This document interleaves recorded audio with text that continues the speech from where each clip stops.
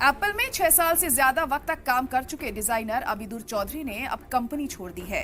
उन्होंने iPhone air जैसे ultra thin model के डिजाइन में अहम भूमिका निभाई और सितंबर 2024 के एप्पल इवेंट में आईफोन एयर का 2 मिनट का डिजाइन वीडियो खुद नरेट किया था।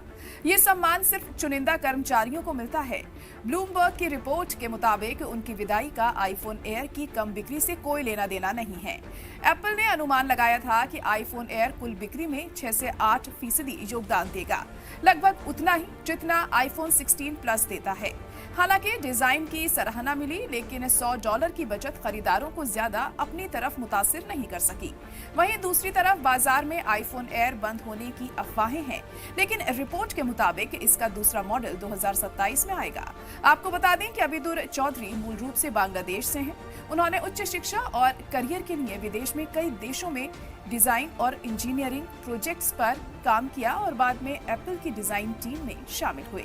अब वो एक अनम एआई स्टार्टअप से जुड़े हैं।